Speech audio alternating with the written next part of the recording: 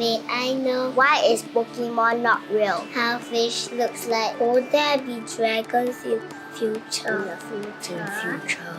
Diet plan കൊടുക്കുകയാണ് ChatGPT. അതേപടി വിശ്വസിച്ച് അതങ്ങ് ഫോളോ ചെയ്തു പുള്ളിക്കാരൻ നേരെ ആശുപത്രിയിലേക്കാണ് പിന്നെ പോകുന്നത്. ഇതിൻ്റെ ഒരു ഗുണവും ദോഷവും എത്രത്തോളം കുട്ടികളെ പറഞ്ഞ് പഠിപ്പിച്ചുകൊണ്ടേയിരിക്കണം. സംശയങ്ങൾ ചോദിക്കുന്നു, ഉപദേശം ചോദിക്കുന്നു, അതായത് ഒരു ഉപദേശിയായി ഇതിനെ കാണുകയാണ്. പ്രിയപ്പെട്ടവരിൽ ഒരു പരിഹാരം ഉണ്ടാകുമെന്നുള്ള ഒരു ആത്മവിശ്വാസം അവർക്ക് ഉണ്ടാകണം എന്നുള്ളത് തന്നെയാണ് ഏറ്റവും പ്രധാനപ്പെട്ട അല്ലെങ്കിൽ നിർണായകമായ ഒരു കാര്യം എന്ന് പറയുന്നത്. പലതവണ ഈ പയ്യൻ സൂയിസൈഡ് അറ്റംപ്റ്റ് നടത്തി ChatGPTയുടെ നിർദ്ദേശം അനുസരിച്ച്.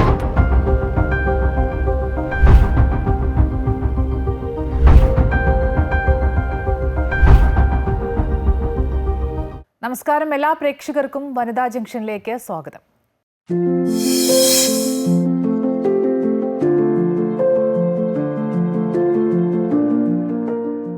ChatGPTക്കെതിരെ ആത്മഹത്യാ പ്രേരണയ്ക്ക് കേസ്. ഓപ്പൺ AI-യുടെ ChatGPT എന്ന ചാറ്റ്ബോട്ട് 16 വയസ്സുള്ള തങ്ങളുടെ മകനെ ആത്മഹത്യക്ക് പ്രേരിപ്പിച്ചു എന്നാരോപിച്ച് കാലിഫോർണിയയിൽ ജീവനൊടുക്കിയ ആദം റെയ്നിന്റെ മാതാപിതാക്കളാണ് ഓപ്പൺ AI-ക്കും CEO സാം ഓൾട്ട്മാനുമെതിരെ കേസ് ഫയൽ ചെയ്തിരിക്കുന്നത്. ആദം ആത്മഹത്യ ചെയ്യുന്നതിന് മുൻപ് ChatGPTയുമായി നടത്തിയ ചാറ്റ് കോടതിയിൽ ഹാജരാക്കിയിട്ടുണ്ട്. മരണവുമായി ബന്ധപ്പെട്ട് ഓപ്പൺ AI-ക്കെതിരെയുള്ള ആദ്യത്തെ നിയമ നടപടിയാണിത്. എന്തിനും ഏതിനും ChatGPT സുരക്ഷിതമോ? വനിതാ ജംഗ്ഷൻ ചർച്ച ചെയ്യുന്നു. ശ്രീജ പറഞ്ഞ പോലെ തന്നെ വളരെ ഗുരുതരമായ അല്ലെങ്കിൽ അപകടകരമായ ഒരു സാഹചര്യമാണിത്. അതായത് കുട്ടികളുടെ അമിതമായ ഇൻ്റർനെറ്റ് ഉപയോഗം. ആ കുട്ടി കടുത്ത മാനസിക സംഘർഷത്തിലൂടെ കടന്നു പോയിരുന്നു എന്നാണ് മനസ്സിലാക്കുന്നത്. പക്ഷേ ആ സാഹചര്യത്തിലും നമ്മൾ ഏറ്റവും കൂടുതൽ ചർച്ച ചെയ്യപ്പെടേണ്ട കാര്യം, പ്രിയപ്പെട്ടവരോടൊന്നും ഈ കുട്ടിയുടെ പ്രശ്നങ്ങൾ പങ്കുവയ്ക്കാൻ കഴിയാതെ ആത്മഹത്യയാണ് തൻ്റെ എല്ലാ പ്രശ്നങ്ങൾക്കും പരിഹാരമെന്ന് ChatGPTയോട് ചോദിക്കുന്നു. കൗമാരപ്രായമായാലും ഏത് പ്രായമായാലും എത്രത്തോളം ഗുരുതരമായൊരു സാഹചര്യമാണ്. പ്രത്യേകിച്ച് ഇത്തരത്തിലുള്ള സംവിധാനങ്ങൾ ഉപയോഗിച്ചിട്ട് അല്ലെങ്കിൽ മാതാപിതാക്കളോടൊന്നും പങ്കുവയ്ക്കാൻ കഴിയാതെ ആത്മഹത്യയിലേക്ക് പോകുന്നൊരു സാഹചര്യം.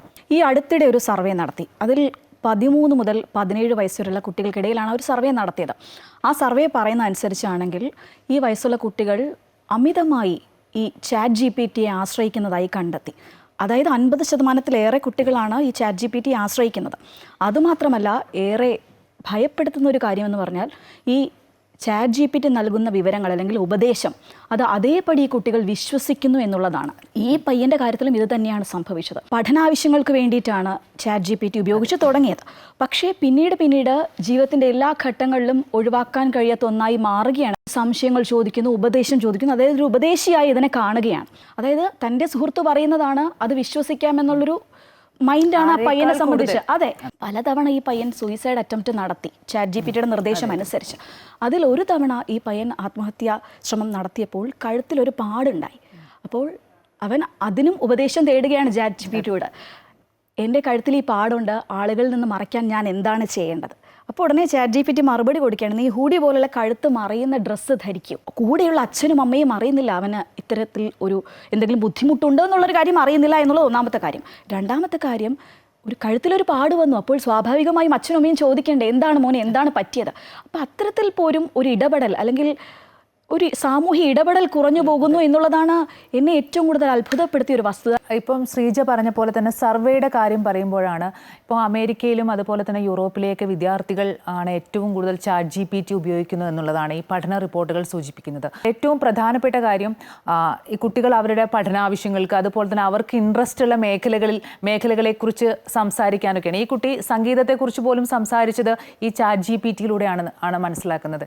പക്ഷേ ഇതിൽ ഏറ്റവും പ്രധാനപ്പെട്ട കാര്യം, ഇതിലെ നിർണായകമായൊരു പോയിന്റ് എന്ന് ശ്രീജ സൂചിപ്പിച്ചതുപോലെ തന്നെ കുട്ടികളെല്ലാം അമിതമായ മാനസിക സംഘർഷങ്ങളിലൂടെ കടന്നു പോകുന്നു എന്നുള്ളതാണ്. പക്ഷേ അതിലേറ്റവും പ്രധാനപ്പെട്ട കാര്യം, അതിന് ഒരു പരിഹാരം കണ്ടെത്തേണ്ടത് കുട്ടികൾക്കപ്പുറത്തേക്ക് രക്ഷിതാക്കളും അതുപോലെ തന്നെ അധ്യാപകരും നമ്മുടെ സമൂഹമൊക്കെയാണ്. കാരണം മാനസിക സംഘർഷം അല്ലെങ്കിൽ ഒരു മാനസിക ആരോഗ്യം എന്ന് പറയുന്നത് അവരുടെ കഴിവുകളെ അവർക്ക് സ്വയം തിരിച്ചറിയാനും അതുപോലെ തന്നെ ദൈനംദിന ജീവിതത്തിൽ അവർ നേരിടുന്ന പല പ്രശ്നങ്ങളും പ്രശ്നങ്ങളും പരിഹരിക്കാനും അതിജീവിക്കാനും ഒക്കെ കഴിയുക എന്നുള്ളതാണല്ലോ നമ്മൾ പ്രാഥമികമായി മനസ്സിലാക്കുന്നത്.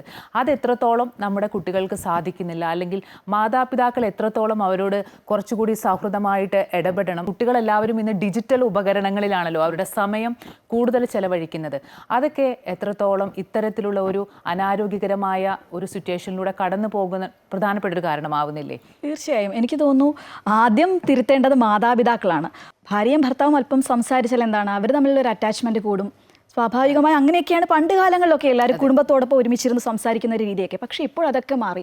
എല്ലാവരും രാത്രി ഒരു വീട്ടിലൊക്കെ കയറി ചെല്ലുമ്പോൾ നമ്മൾ കാണുന്നതാണ് എല്ലാവരും ഫോൺ എടുത്ത് ഓരോ മൂലയിൽ ഇരിക്കുന്നതാണ്. പരസ്പരം സംസാരിക്കുന്നില്ല ആളുകൾ. വ്യക്തികൾ സംസാരിച്ചാലല്ലേ പരസ്പരം ഉള്ളൊരു വികാരങ്ങൾ നമുക്ക് കൈമാറാൻ സാധിക്കുകയുള്ളൂ, ബന്ധങ്ങൾ ദൃഢമാകുകയുള്ളൂ. അതൊക്കെ വളരെ പ്രധാനപ്പെട്ട ഒരു കാര്യം തന്നെയാണ്. അപ്പോൾ അതൊന്നും നടക്കുന്നില്ല എന്നുള്ളിടത്താണ് ഈ പ്രശ്നങ്ങളുടെ ഒരു തുടക്കം എന്നാണ് ഞാൻ മനസ്സിലാക്കുന്നത്. അമ്പിളി സൂചിപ്പിച്ചൊരു കാര്യമുണ്ട്, കുട്ടികൾ ഭയങ്കരമായിട്ട് ഫോൺ ഉപയോഗിക്കുന്നുണ്ട്. നമ്മൾ ഈ സാങ്കേതിക വിദ്യ എന്ന് പറയുമ്പോൾ അതിൽ എടുത്തു പറയേണ്ടത് ഫോൺ തന്നെയാണ്. അതുണ്ടാക്കുന്ന പ്രശ്നങ്ങൾ എത്രത്തോളം ഉണ്ട് എന്നുള്ളതാണ്. ഒരുപാട് കുട്ടികൾ ആത്മഹത്യ ചെയ്തു. നമ്മുടെ കേരളത്തിൽ തന്നെ കണക്കുകൾ എടുത്താൽ അറിയാം. നമുക്ക് അടുത്തിടെ തന്നെ പിന്നെ അടുത്തിടെ സ്കൂളുകളിൽ തന്നെ ഒരുപാട് ഇത്തരം കേസുകൾ വന്നിട്ടുണ്ട്. ഗെയിം നമുക്കറിയാം, ബ്ലൂ വെയിൽ ഗെയിമൊക്കെ ഒരുപാട് അപകടം നമ്മൾ കണ്ടതാണ് ഇതിനകം തന്നെ. പക്ഷേ അത് അവിടെയൊന്നും അവസാനിച്ചിട്ടില്ല. പക്ഷേ ഇപ്പോഴും ഒരു കടിഞ്ഞാണിടാൻ സാധിക്കുന്നില്ല എന്നുള്ളിടത്താണ് പ്രശ്നങ്ങൾ അങ്ങനെ നീണ്ടുപോകുന്നത്. മാത്രമല്ല, ഇതുമായി ബന്ധപ്പെട്ടുണ്ടാകുന്ന പ്രശ്നങ്ങൾ എന്തൊക്കെയാണ്? ശ്രദ്ധക്കുറവുണ്ടാകുന്നു, കുട്ടികൾക്ക് ഉറക്കക്കുറവുണ്ടാകുന്നു, വയലന്റ് നേച്ചർ, എത്രത്തോളം ഭീകരമായിട്ടുള്ളൊരു അവസ്ഥയിലേക്കാണ് അവർ കാര്യങ്ങൾ പോകുന്നത്. സാമൂഹ്യമായ ഇടപെടൽ കുറയുന്നു കുട്ടികൾക്കിടയിൽ. അങ്ങനെ ആരോഗ്യ പ്രശ്നങ്ങളും മാനസിക പ്രശ്നങ്ങളുമൊക്കെ നിരവധിയാണ് ഇതുമൂലം ഉണ്ടാകുന്നത്. അതുകൊണ്ട് തന്നെ നിർണായകമായൊരു ഇടപെടൽ മാതാപിതാക്കളുടെ ഭാഗത്തു നിന്നാണ് ഉണ്ടാകേണ്ടത്. അവരാണ് ആദ്യം തിരുത്തേണ്ടതെന്നാണ് എനിക്ക് പറയാനുള്ളത്. അതിൽ തന്നെ ഏറ്റവും പ്രധാനപ്പെട്ട കാര്യം, ഈ കുട്ടികളുടെ സ്ക്രീൻ ടൈം കുറയ്ക്കാൻ മാതാപിതാക്കൾ പോലും നേരിടുന്ന ഒരു വെല്ലുവിളിയുണ്ട്, പ്രത്യേകിച്ച് ഇപ്പോഴത്തെ ഈ സാഹചര്യത്തിൽ. അത് ശ്രീജ പറഞ്ഞ പോലെ തന്നെ അതിൽ ഏറ്റവും പ്രധാനപ്പെട്ട കാര്യം, ഇതിലൊരു ഏതിനായാലും ഒരു ഗുണവും ദോഷവും ഉണ്ടല്ലോ. അപ്പോൾ അതിലൊരു കുട്ടികളെ അതിനൊരു ബോധവും ബോധ്യവും അവർക്ക് ഉണ്ടാക്കി കൊടുക്കണമെന്നാണ്. പ്രത്യേകിച്ച് ഇനി അങ്ങോട്ട് ഈ സാങ്കേതിക വിദ്യ ഇല്ലാതെ നമ്മുടെ ജീവിതത്തിൻ്റെ എല്ലാ മേഖലകളിലും സാങ്കേതിക വിദ്യ പിന്നെ സ്വാധീനിച്ചു, അല്ലെങ്കിൽ അനിവാര്യമാണ് ജീവിതം മുന്നോട്ട് പോകണമെങ്കിൽ. ജനങ്ങളിലേക്ക് ഇത് എങ്ങനെ എത്തിക്കാം എന്നുള്ളതാണ് ഈ ഇന്നത്തെ ഒരു യുഗത്തിലെ സാങ്കേതിക സമവാക്യം പോലും. അപ്പോൾ ആ കാലഘട്ടത്തിൽ സാധാരണക്കാർക്കായാലും കുട്ടികൾക്കായാലൊന്നും ഇതില്ലാതെ മുന്നോട്ട് പോകാൻ സാധിക്കില്ല. പക്ഷേ അപ്പോഴും നമ്മൾ ഇതിൻ്റെ ഒരു ഗുണവും ദോഷവും എത്രത്തോളം കുട്ടികളെ പറഞ്ഞ് പഠിപ്പിച്ചുകൊണ്ടേയിരിക്കണം. അതിന് വലിയ രീതിയിലുള്ളൊരു ഇടപെടൽ സർക്കാരിൻ്റെയും അതുപോലെ തന്നെ നിയമവ്യവസ്ഥയുടെയൊക്കെ ഭാഗത്തു നിന്നുണ്ടാകണം. പ്രത്യേകിച്ച് ഡിജിറ്റൽ സാക്ഷരതയിൽ എല്ലാ രാജ്യങ്ങളും, നമ്മുടെ സംസ്ഥാനം അടക്കം അതിൽ മുന്നിൽ നിൽക്കുന്ന ഒരു കാലമാണ്. കാരണം ഇനി അങ്ങോട്ടുള്ള കാലം നമുക്കതില്ലാതെ മുന്നോട്ട് പോകാൻ കഴിയില്ല. അപ്പോഴും നമ്മൾ നേരിടുന്ന പ്രധാന വെല്ലുവിളി കുട്ടികളുടെ ഈ മാനസിക ആരോഗ്യത്തെ ഇത് എത്രത്തോളം ബാധിക്കുമെന്നുള്ളത് തന്നെയാണല്ലോ. തീർച്ചയായും. എന്നെ അത്ഭുതപ്പെടുത്തുന്ന ഒരു കാര്യമെന്ന് പറയുന്ന അമ്പിളി, ഈ ChatGPT എത്രത്തോളം ആളുകൾ ഉപയോഗിക്കുന്നു എന്നുള്ളതാണ്. കുട്ടികൾ മാത്രമല്ല, ഈ പ്രായഭേദമന്യേ എല്ലാവരും ഇതിനെ വല്ലാതെ അങ്ങ് ഡിപ്പെൻഡ് ചെയ്യുന്നു. അടുത്തിടെ ഒരു വാർത്ത ഞാൻ കണ്ടത്, ഒരു വയോധികനായിട്ടുള്ള ഒരാൾ, അയാൾ സ്വാഭാവികമായും ആരോഗ്യ പ്രശ്നങ്ങളൊക്കെ നേരിടുന്നു. അതുകൊണ്ട് ഡയറ്റ് ഒന്ന് സ്റ്റാർട്ട് ചെയ്യാമെന്ന് വിചാരിച്ച് ഈ ChatGPTയോട് ചോദിക്കുകയാണ്, എനിക്കൊരു ഡയറ്റ് പ്ലാൻ തരൂ. അപ്പോൾ ഡയറ്റ് പ്ലാൻ കൊടുക്കുകയാണ് ChatGPT. അതേപടി വിശ്വസിച്ച് അതങ്ങ് ഫോളോ ചെയ്തു പുള്ളിക്കാരൻ നേരെ ആശുപത്രിയിലേക്കാണ് പിന്നെ പോകുന്നത്. അതുമാത്രമല്ല, എല്ലാ കാര്യങ്ങൾക്കും വേറൊരു പയ്യൻ, അത് പക്ഷേ ഒരു പോസിറ്റീവായിട്ടുള്ളൊരു കാര്യമാണ്, ഒരു മാറാരോഗം വർഷങ്ങളായ അയാൾക്കുണ്ടായിരുന്നു. അയാൾ ഈ ChatGPTയോട് ഈ ആശുപത്രികൾ നടത്തിയ ടെസ്റ്റിൻ്റെ റിസൾട്ടും ഒക്കെ കൊടുക്കുകയാണ്. അപ്പോൾ ChatGPT തിരിച്ച് മറുപടി കൊടുക്കുകയാണ്, നിൻ്റെ അസുഖം ഇതാണ്. പക്ഷേ അതിനെ ChatGPTയുടെ മറുപടി പിന്നീട് ഉപകാരപ്പെട്ടു, ഫോളോ അപ്പ് ചെയ്യാൻ പറ്റി, ഡോക്ടറിന് അത് ഉപകാരപ്പെട്ടു എന്നൊക്കെയാണ് പറയുന്നത്. ഒന്നും വേണ്ട, തണ്ണിമത്തങ്ങ തിരഞ്ഞെടുക്കാൻ. ഇതൊക്കെ അത്ഭുതപ്പെടുത്തുന്ന ഒരു വാർത്തയാണ്. ഒരു പെൺകുട്ടി കടയിലേക്ക് പോവുകയാണ്, അവിടെ കുറേ തണ്ണിമത്തങ്ങ കൂട്ടിയിട്ടേക്കുന്നു. ഇതിലേതാണ് ഞാൻ തിരഞ്ഞെടുക്കേണ്ടതെന്ന് ChatGPTയോടാണ് ചോദിക്കുന്നത്. ശരിക്കും പറഞ്ഞാൽ എന്നെ അത്ഭുതപ്പെടുത്തിയത്, നമുക്ക് സ്വയം വിലയിരുത്താനുള്ള ഒരു കഴിവ് മനുഷ്യന് നഷ്ടപ്പെടുന്നു എന്നുള്ളതാണ്. ശരിക്കും പറഞ്ഞാൽ തെറ്റേത് ശരിയേത് എന്നുള്ളൊരു ചിന്താശേഷിയെ നമ്മൾ വല്ലാതെ ഈ ChatGPT ബാധിക്കുന്നു എന്നുള്ളത് അത്ഭുതപ്പെടുത്തുന്ന ഒരു കാര്യം തന്നെയാണ്. എനിക്ക് തോന്നുന്നു ഈ കൊറോണ ടൈമിലൊക്കെയാണ് ഈ ഫോണിൻ്റെ ഉപയോഗമൊക്കെ വല്ലാതെ അങ്ങ് കൂടിയത്.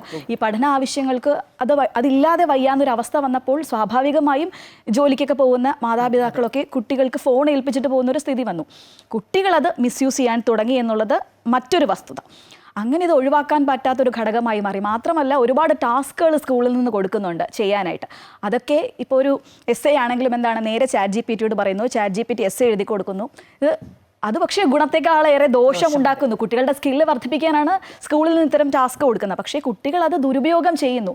മാതാപിതാക്കളുടെ ശ്രദ്ധ അവിടെയൊക്കെയാണ് വേണ്ടി വരുന്നത്. അമ്പിളി പറഞ്ഞതുപോലെ ഇതിനൊക്കെ ഒരു നിയന്ത്രണം ഏർപ്പെടുത്തേണ്ടത് അതുകൊണ്ട് തന്നെ വളരെ പ്രധാനപ്പെട്ട ഒരു കാര്യമായി എനിക്ക് തോന്നുന്നുണ്ട്. അത് പറയുമ്പോഴാണ് അമേരിക്കയിലെ ഈ ചാറ്റ് GPT എല്ലാ സ്കൂളുകളിലെയും വൈഫൈകളിൽ നിരോധിച്ചിരുന്നുവാണ് നമ്മൾ മനസ്സിലാക്കുന്നത്. ഇപ്പോൾ കോളേജുകളിലായാലും അതുപോലെ തന്നെ ഈ ഓൺലൈൻ കോഴ്സുകൾ പഠിപ്പിക്കുന്ന സ്ഥാപനങ്ങളിലെല്ലാം തന്നെ ചാറ്റ് GPT നിരോധിച്ചിരുന്നു. അതിന് പ്രധാനപ്പെട്ട കാരണം പറയുന്നത് ശ്രീജ സൂചിപ്പിച്ച പോലെ തന്നെ കുട്ടികളുടെ ഈ ചിന്താശേഷി, അതേപോലെ സഹജമായ കഴിവുകൾ, ജന്മസിദ്ധമായ കഴിവുകളൊക്കെ അവർ പ്രകടിപ്പിക്കുന്നതിലുള്ള ഒരു ആശങ്ക, അതൊക്കെ പങ്കുവെച്ചുകൊണ്ടാണ് അത്തരത്തിലുള്ളൊരു നിയന്ത്രണം ഏർപ്പെടുത്തിയിരുന്നത്. പക്ഷേ അവിടെയും നമ്മൾ മനസ്സിലാക്കുന്നത് പല കാര്യങ്ങൾക്കും ഇപ്പോൾ ഈ സ്കിൽ ഡെവലപ്പ് ടോപ്പിക് പോലും ചാറ്റ് GPT സജസ്റ്റ് ചെയ്യുന്ന ഒരു കാലത്തിലൂടെയാണ് നമ്മൾ കടന്നു പോകുന്നത്. പക്ഷേ ഇതൊന്നും നമുക്ക് ഒഴിച്ചുകൂടാൻ ഇന്നത്തെ ഒരു കാലത്ത് മാറ്റി നിർത്താൻ പറ്റില്ല.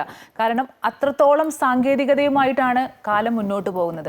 പക്ഷെ അവിടെയും ഈ പറയുന്നത് പോലെ തന്നെ നമ്മളെ ജീവിതത്തിൽ ഒരു പ്രതിസന്ധി വരുമ്പോൾ, അല്ലെങ്കിൽ നമ്മളൊരു ക്രൈസിസിലൂടെ അല്ലെങ്കിൽ ഒരു കടുത്ത മാനസിക സംഘർഷത്തിലൂടെ കടന്നു പോകുമ്പോൾ അതിൽ തീരുമാനമെടുക്കാൻ അല്ലെങ്കിൽ അതിലൊരു ഉത്തരം പറയാൻ നമുക്ക് മാത്രമേ സാധിക്കൂ എന്നുള്ളത് കുട്ടികൾക്ക് മനസ്സിലാക്കി കൊടുത്തേ മതിയാകൂ. അതിന് ഈ പറഞ്ഞ പോലെ തന്നെ അധ്യാപകർ വലിയ പങ്ക് വഹിക്കണം, മാതാപിതാക്കൾ. ഏറ്റവും പ്രധാനപ്പെട്ട കാര്യം ഈ കുട്ടികളുടെ ഓരോ വളർച്ചാഘട്ടത്തിലും പ്രത്യേകിച്ച് അവർക്ക് വൈകാരികമായി ഇടപെടുന്നതിൽ, അതുപോലെ തന്നെ അവരുടെ ആത്മവിശ്വാസം വർദ്ധിപ്പിക്കുന്നതിൽ, പല കുട്ടികൾക്കും അങ്ങനെയാണല്ലോ, ആത്മവിശ്വാസം വർദ്ധിപ്പിക്കുന്നതിൽ അല്ലെങ്കിൽ പല കാര്യങ്ങളിലും തീരുമാനമെടുക്കുന്നതിൽ അവരൊരു പ്രതിസന്ധി നേരിട്ടാൽ അതിൽ ഏറ്റവും പരിഹാരം കണ്ടെത്താൻ കഴിയുക തങ്ങളുടെ പ്രിയപ്പെട്ടവർക്കാണ് അല്ലെങ്കിൽ മാതാപിതാക്കൾക്ക് തന്നെയാണ് എന്നുള്ളൊരു ബോധ്യം കുട്ടികൾക്കുണ്ടാവണം. അത് കുട്ടികൾക്ക് മാത്രമല്ല, കുട്ടികളുടെ പ്രായം കഴിഞ്ഞാൽ യുവാക്കൾക്കായാലും എല്ലാവർക്കും പ്രിയപ്പെട്ടവരിൽ ഒരു പരിഹാരം ഉണ്ടാകും എന്നുള്ള ഒരു ആത്മവിശ്വാസം അവർക്ക് ഉണ്ടാകണം എന്നുള്ളത് തന്നെയാണ് ഏറ്റവും പ്രധാനപ്പെട്ട അല്ലെങ്കിൽ നിർണായകമായ ഒരു കാര്യം എന്ന് പറയുന്നത്. നമ്മൾ ഇത്തരം സാങ്കേതിക വിദ്യയിൽ ഒരു നിയന്ത്രണം ഏർപ്പെടുത്തുന്നത് അത് പ്രായോഗികമല്ല, എത്രത്തോളം ഇന്നത്തെ സാഹചര്യത്തിൽ പ്രായോഗികമല്ല. പക്ഷേ നമുക്ക് ചെയ്യാൻ കഴിയുന്നത് കുട്ടികളെ സാമൂഹ്യമായി ഇടപെടാൻ അനുവദിക്കുക എന്നുള്ളൊരു കാര്യം, സാമൂഹ്യ ബോധം. അതെ, ആ ഒരു ബോധം കുട്ടികളിൽ വളർത്തുക എന്നുള്ളതാണ് പ്രധാനം. അങ്ങനെ ആളുകളുമായി കൂടുതൽ ഇടപെടുമ്പോൾ, വീട്ടിലുള്ള ആളുകളുമായി കൂടുതൽ സംസാരിക്കാൻ അവനെ പ്രേരിപ്പിക്കുമ്പോൾ ഇത്തരം പ്രശ്നങ്ങൾ സ്വാഭാവികമായും, അപ്പോൾ കുട്ടികൾ ഇത്തരം സാങ്കേതിക വിദ്യകളെ ആശ്രയിച്ചു പോകില്ല. അവരെ കലാപരമായും അതേപോലെ തന്നെ കായികപരമായും ഒക്കെ കൂടുതൽ ഇഷ്ടമുള്ള മേഖലയിൽ വഴിതിരിച്ചു വിടാൻ ശ്രദ്ധിക്കുക. പല പാരൻസ് ഇപ്പോൾ തിരക്കിനിടയിൽ, ഇപ്പോൾ എൻ്റെ കുട്ടിക്ക് ഇപ്പോൾ സ്പോർട്സ് താല്പര്യമുണ്ടെങ്കിൽ സമയമൊന്നും ഇല്ല, എനിക്ക് ജോലി തിരക്കുണ്ട്, നീ എന്തെങ്കിലുമൊക്കെ കാണും, ഇപ്പോൾ ടി വിയിലൊക്കെ ഉണ്ടല്ലോ, അതൊക്കെ കണ്ട് ആസ്വദിക്കൂ എന്ന് പറഞ്ഞ് കുട്ടികളെ അതിലേക്ക് തള്ളിവിടുന്നത് പലപ്പോഴും മാതാപിതാക്കൾ തന്നെ ആയിരിക്കും. അതൊക്കെ ഒന്ന് ശ്രദ്ധിച്ച് കുറച്ച് സമയം അവർക്ക് വേണ്ടി സ്പെൻഡ് ചെയ്ത് കഴിഞ്ഞാൽ സ്വാഭാവികമായും കുട്ടികളെ നമുക്ക് തിരികെ അവരുടെ ജീവിതത്തിലേക്ക് കൊണ്ടുവരാൻ സാധിക്കുമെന്ന് തന്നെയാണ് എനിക്ക് തോന്നുന്നത്. സാങ്കേതികവിദ്യ തീർച്ചയായും നല്ലതാണ്, അത് എങ്ങനെ ഉപയോഗപ്പെടുത്തുന്നു എന്നതുപോലെ ഇരിക്കും കാര്യങ്ങൾ. 2022 നവംബറിൽ പുറത്തിറങ്ങിയ ചാറ്റ് GPT ലോകമെമ്പാടും വിപ്ലവകരമായ മാറ്റങ്ങളാണ് ഉണ്ടാക്കിയത്. പ്രധാന ആവശ്യങ്ങൾക്കുള്ള സഹായി എന്നതിനപ്പുറം ചാറ്റ് GPT ഒരു സുഹൃത്തിനെ പോലെ ആശ്രയിക്കുന്നത് ഗുണത്തെക്കാളേറെ പ്രശ്നങ്ങളിലേക്ക് നയിച്ചേക്കാം. ചാറ്റ് GPTയോട് അടുപ്പം കാണിക്കരുതെന്ന് കമ്പനി CEO സാം ഓൾട്ട്മാൻ തന്നെ മുന്നറിയിപ്പ് നൽകിയിട്ടുണ്ട്. സാങ്കേതിക അടിമത്തം അത് ഒരു തരത്തിലും നല്ലതല്ല. തങ്ങളുടെ പ്രശ്നങ്ങൾ അല്ലെങ്കിൽ കാര്യങ്ങളൊക്കെ അത് പ്രിയപ്പെട്ടവരുമായി തന്നെ ഷെയർ ചെയ്ത് ശീലിക്കുക.